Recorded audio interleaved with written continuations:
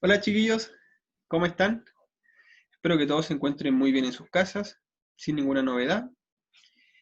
Como les mencioné en las clases online, para esta semana nos vamos a centrar en los conflictos territoriales que nuestro país se ve involucrado en el siglo XIX. Por lo que el objetivo de nuestra sesión es comprender la expansión territorial de Chile a través de la Guerra del Pacífico o Guerra del Salitre, como mencionan algunos historiadores. La clase pasada nos centramos principalmente en las consecuencias que tuvo el enfrentamiento entre el Estado y la Iglesia, ya las consecuencias políticas, cómo se comienzan a organizar los partidos políticos a partir de estas cuestiones teológicas, ¿ya? Ahora nos vamos a centrar en los conflictos armados que nuestro país se ve involucrado, ¿ya? Principalmente la Guerra del Pacífico, y para la próxima clase nos vamos a centrar en la ocupación de la Araucanía o pacificación de la Araucanía. ¿Ya? Acá tenemos algunos presidentes, los 5 presidentes del periodo liberal, con las principales obras. ¿Ya? Recordar que durante la presidencia de Aníbal Pinto es que se desarrolla la Guerra del Pacífico, ¿ya? Que va a terminar con la anexión de Antofagasta y Tarapacá al territorio nacional. ¿Ya?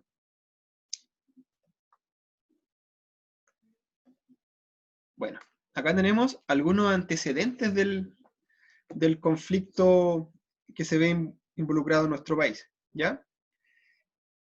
Eh, Primero mencionar que el departamento del litoral, que es la actual Antofagasta, perteneció a Bolivia desde 1825 a 1879, ¿ya? Eh, una vez que los países latinoamericanos se independizan, para poder organizar la frontera, se va a utilizar el principio de uti possidetis, ¿ya?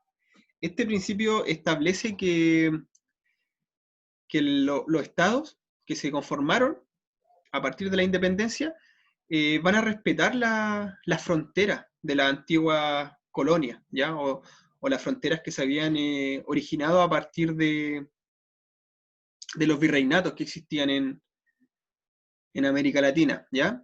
Así que a partir de ese principio se van a respetar estas fronteras que establece el Imperio Español, ¿ya? Por lo que, respetando este principio de uti possidetis, tanto el departamento de Antofagasta como Iquique y Arica van a pertenecer a Perú, ya inicialmente. Este mismo principio de uti possidetis se va a utilizar también para el proceso de descolonización en África, ¿ya? Se van a respetar las fronteras coloniales para evitar mayores problemas, ¿ya? Para evitar tanto conflicto, se van a respetar estas fronteras coloniales, ¿ya?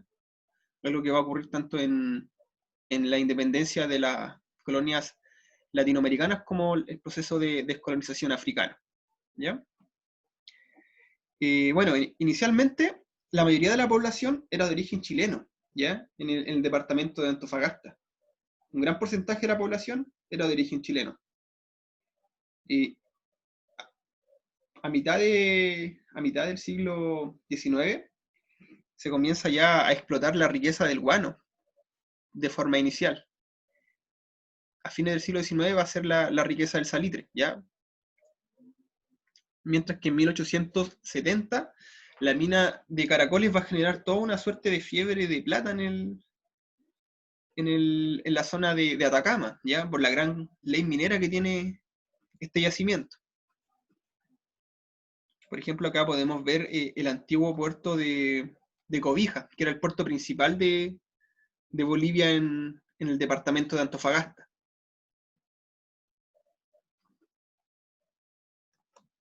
Otros antecedentes del conflicto son la crisis económica y la inflación, ¿ya?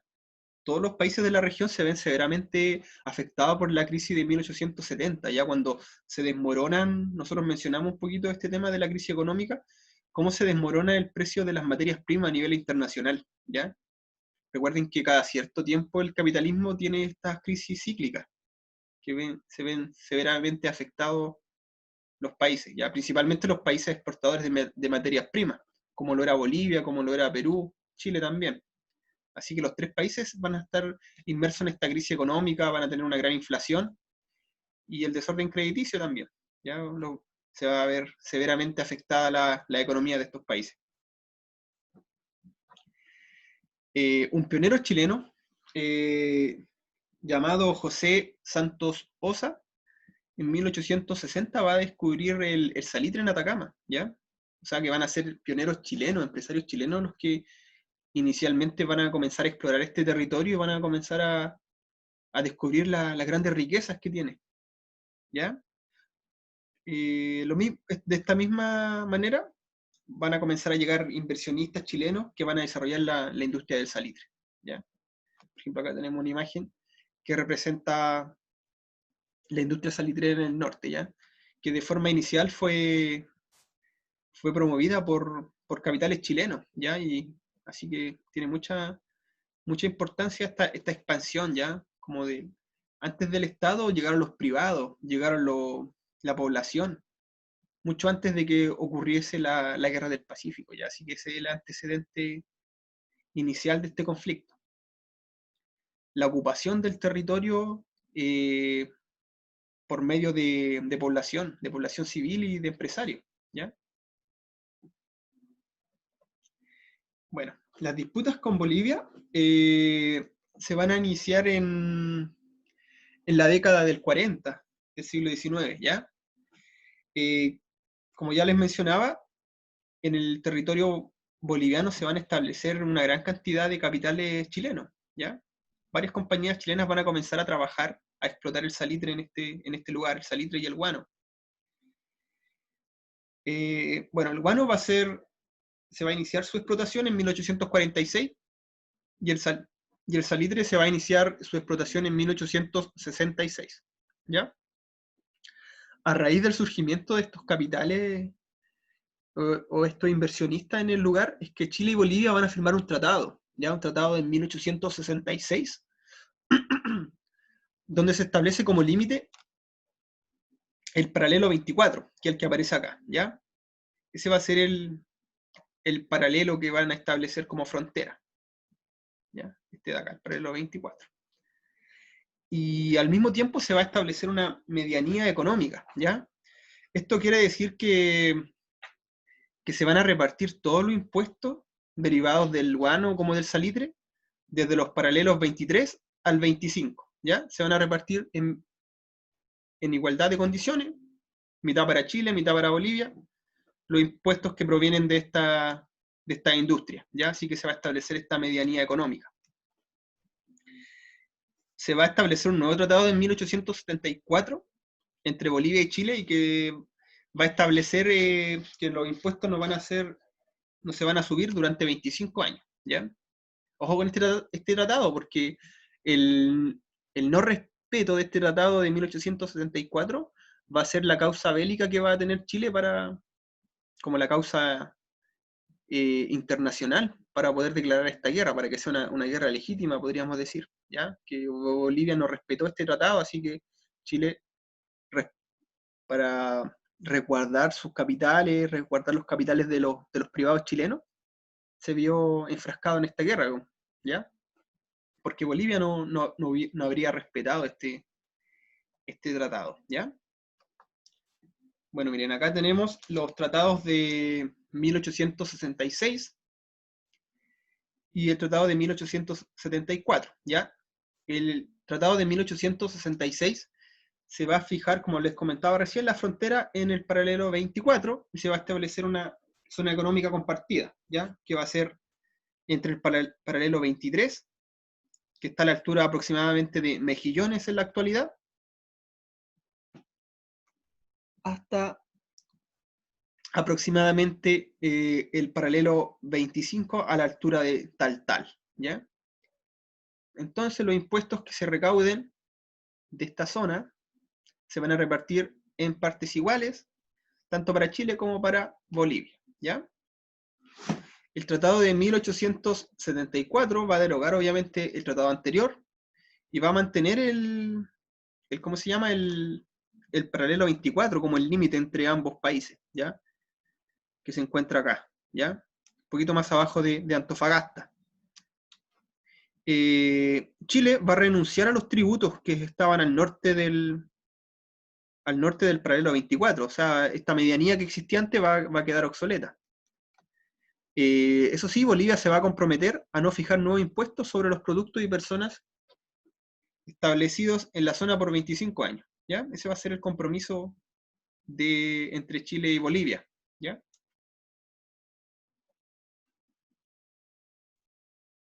La participación del Perú, ¿ya?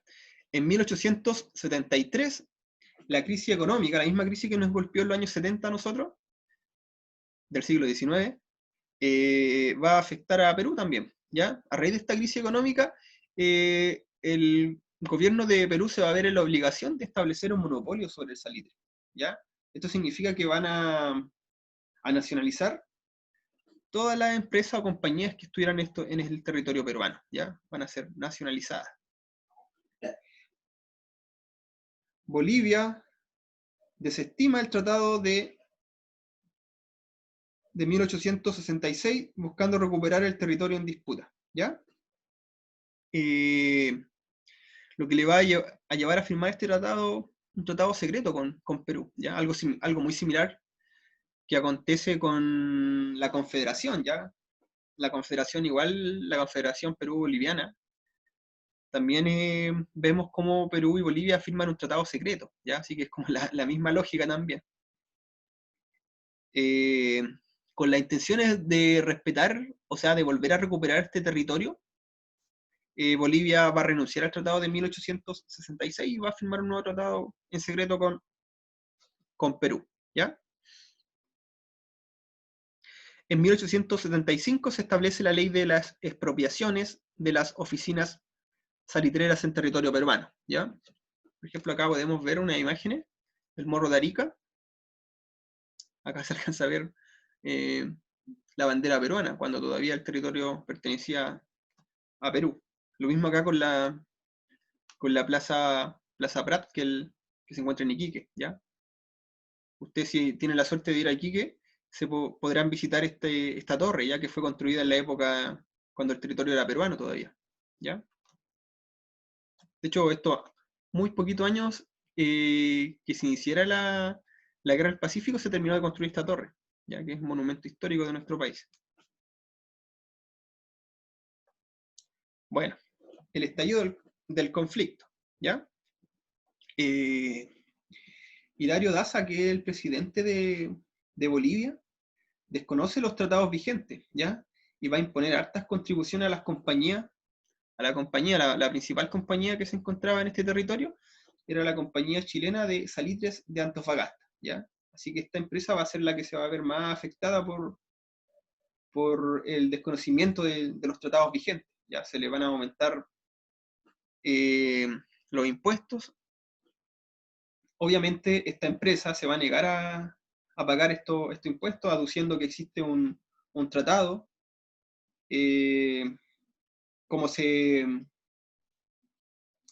las empresas nacionales se oponen a pagar más impuestos, el gobierno boliviano se ve en la obligación de realizar un embargo, ya por el no pago de los impuestos, de los nuevos impuestos, ¿ya?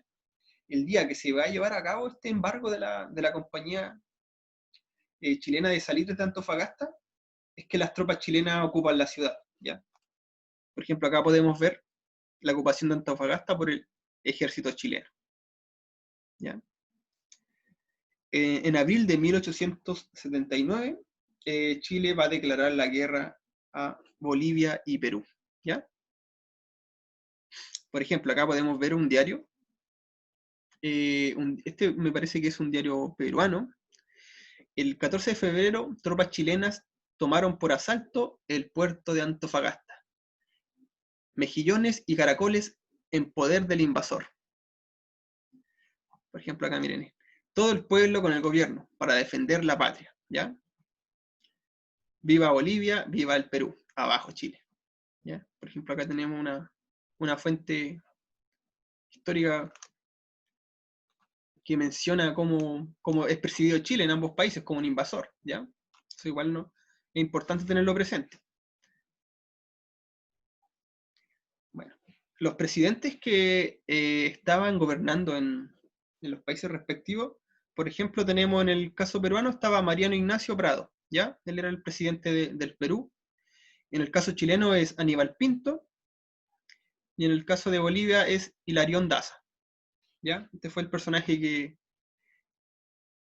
dejó sin efecto los tratados entre Bolivia y Chile. Ya aquí tenemos los soldados chilenos, el soldado peruano y el soldado boliviano. Por ejemplo, acá tenemos los números de los bandos en conflicto, ¿ya? Nuestra población en esta época era de aproximadamente 2,5 millones de habitantes, ¿ya?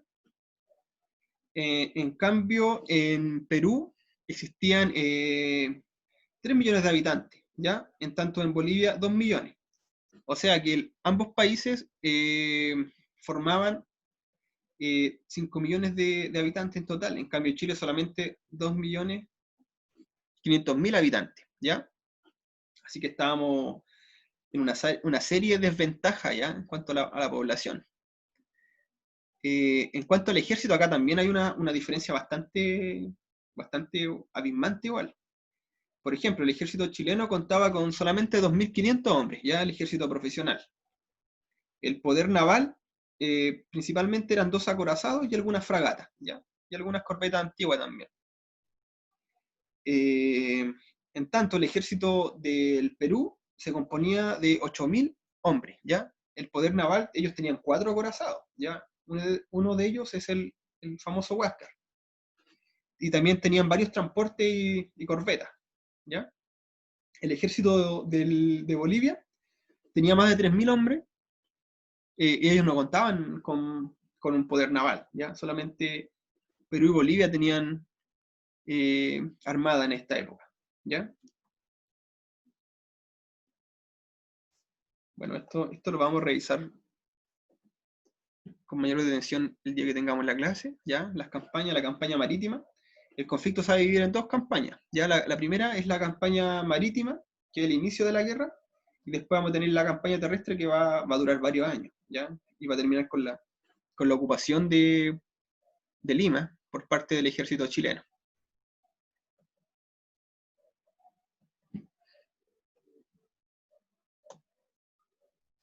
Bueno, como término del conflicto, tenemos que se van a generar varias consecuencias importantes, ¿ya? Lo primero es que se establece cuando hay una guerra, se establece después un tratado de paz, ¿ya? Por lo que se va a establecer un tratado de Ancón con Perú el 20 de octubre de 1883, ¿ya? Que en este tratado Perú va a ceder el territorio que era suyo, Arica y Iquique es cedido, y Tacna también, ¿ya? El pacto de tregua con Bolivia se va a establecer el 4 de abril de 1884, ¿ya? En los hechos, Bolivia nunca firmó con Chile un tratado de paz, ¿ya? Por lo mismo nosotros en la actualidad no tenemos relaciones diplomáticas con Bolivia, solamente hay relación a nivel consular, ¿ya? Por el tema que se puede generar, por ejemplo, cuando van personas para allá o por tema económico, pero no existe una relación diplomática entre Chile y Bolivia, ¿ya? Eso igual es bien significativo. Recién con los tratados de 1929 con Perú y el tratado de 1904 con Bolivia se van a fijar los límites nortes de nuestro país, ¿ya?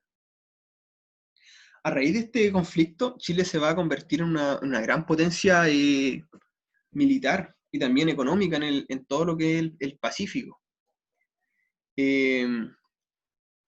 Chile se va a convertir realmente en una gran potencia militar y va a ser admirado también por haber llevado a cabo esta guerra, ya que era igual como les mencionaba recién, por ejemplo, la desigualdad de de la cantidad de población de Chile en relación a los otros países, y también el tema de la cantidad del ejército profesional, ya que Chile también estaba en una serie de desventajas.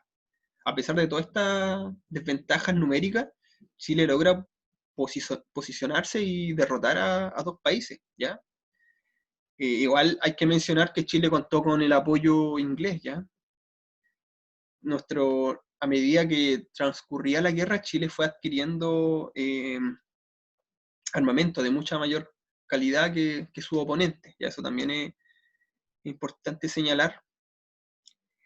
Bueno, una de las consecuencias más importantes es que Chile va a expandir su territorio, ¿ya? Va a adquirir más de 190.000 kilómetros cuadrados. Así que eso va a ser muy, muy relevante.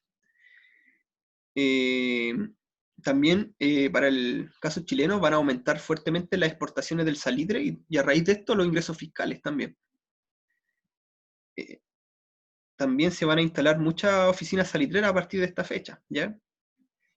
Lo que va a provocar también una gran migración hacia la zona norte de nuestro país. Van a comenzar a llegar muchos campesinos de la zona centro-sur a radicarse al norte y se van a convertir en pampinos, ¿ya? Así que también ese es un aspecto fundamental del conflicto.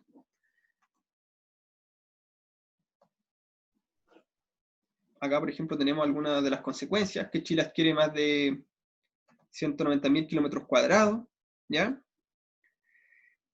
Aquí, por ejemplo, podemos ver entre Perú y Chile se va a después establecer un plebiscito, ¿ya? La misma gente que va a vivir en Tacna, porque Tacna quedó primero cedido a Chile, ¿ya?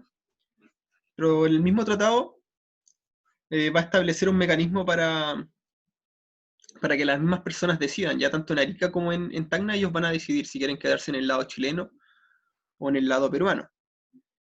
Una vez que se realizó este plebiscito, Tacna quiso, o la población de Tacna quiso quedarse con Perú, y Arica, los ariqueños quisieron quedarse o ser chilenos, ¿ya?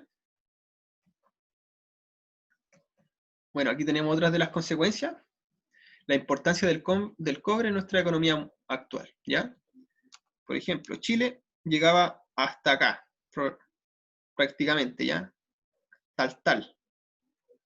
Ese era el territorio nacional de forma inicial. Como pueden ver, se adquiere una gran cantidad de territorio, y lo que es más significativo es que este es quizá el distrito minero más grande del mundo, ¿ya?